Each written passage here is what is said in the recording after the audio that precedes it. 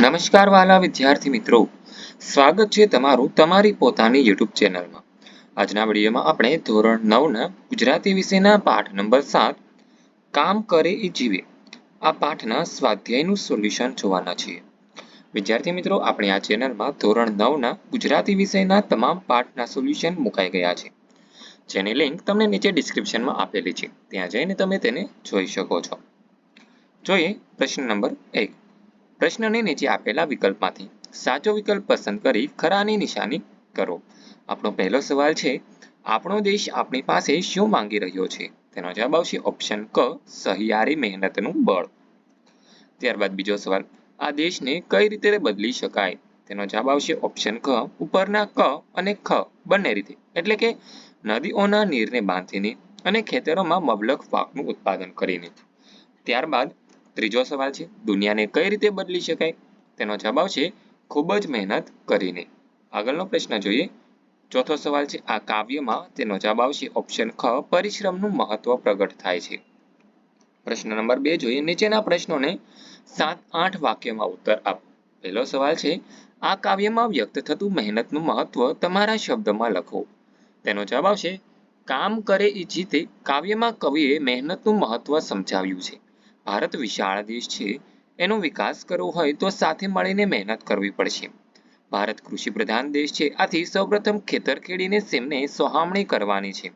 નદીઓને જોડીને એના નીર ભારતના ખૂણે ખૂણે પહોંચાડવાના છે, એટલે જ ભારત દેશ એમની પ્રજા પાસે સામૂહિક મહેનતની અપેક્ષા રાખે છે। હાથમાં ત્રિકમને કોદાળી લઈ ખેતરો ખેડવાના છે અને ઘર ઘરમાં રેતિયા ચલાવવાના છે। પ્રજાના હૈયામાં ખમીર હશે તો તેઓ પોતાના બાવડાને બળે માત્ર ભારત દેશનો જ નહીં, સમગ્ર વિશ્વનો ચહેરો બદલી શકશે। દરેક વ્યક્તિએ સ્વાવલંબી થવાનું છે અને મહેનત કરીને પોતાનું સ્વમાન જાળવવાનું છે। જે મહેનત કરે છે તે જ જીતે છે અને તેની મહેનતનો જ જય જયકાર થાય છે। બીજો સવાલ છે, મુદ્દાસર નોંધ લખો, કાવ્યને આધારે શ્રમજીવીની અભિલાષા।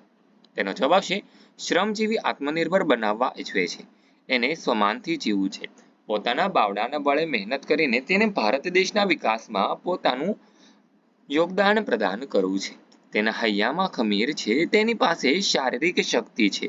શ્રમજીવીની એક જ અભિલાષા છે કે તેને કોઈની સામે ક્યારે હાથ લંબાવવો ન પડે, તેને મહેનત કરીને આપ કમાઈથી જીવવું છે। સૌ સાથે મળીને મહેનત કરે તો વ્યક્તિ પોતે આત્મનિર્ભર થશે અને તેથી દેશનો અને વિશ્વનો પણ વિકાસ થશે। પ્રશ્ન નંબર 3 છે, પંક્તિ સમજાવો। એમાં પંક્તિ છે, કામ કરે એ જીતે આવડો મોટો મલક આપણો બદલે બીજી કઈ રીતે? તેનો જવાબ આવશે જેને આત્મનિર્ભર રહેવું હોય અને સ્વમાનભેર જીવવું હોય તેણે મહેનત કરવી જોઈએ। ભારત વિશાળ દેશ છે, ભારત દેશની દિશા બદલી હોય, એનો આર્થિક વિકાસ કરવો હોય તો સૌએ મહેનત કરીને દેશના વિકાસમાં પોતાનું યોગદાન આપવું જોઈએ, કેમ કે જે કામ કરે છે તેની જીત થાય છે। આમ આ પંક્તિમાં પરિશ્રમનું ગૌરવ કર્યું છે। વિદ્યાર્થી મિત્રો, આ વિડીયો જોયો, સાંભળ્યો અને સમજ્યા તે બદલ આપ સર્વનો ખૂબ ખૂબ આભાર। આવા જ એક નવા વિડીયો સાથે આપણે ફરી મળીશું। ત્યાં સુધી આ વિડીયોની લિંક તમારા મિત્રો અને દોસ્તોને શેર કરજો, જેથી કરીને તેઓ પણ આ સોલ્યુશનનો લાભ લઈ શકે। અને ધોરણ 9ના ગુજરાતી વિષયના તમામ વિડીયો આપણી ચેનલમાં અપલોડ થઈ ગયા છે, તેની લિંક તમને નીચે ડિસ્ક્રિપ્શનમાંથી મળી જશે, તથા આ વિડીયોના PDF ની લિંક પણ તમને નીચે ડિસ્ક્રિપ્શનમાં આપેલી છે, ત્યાં જઈને તમે તેને જોઈ શકો છો।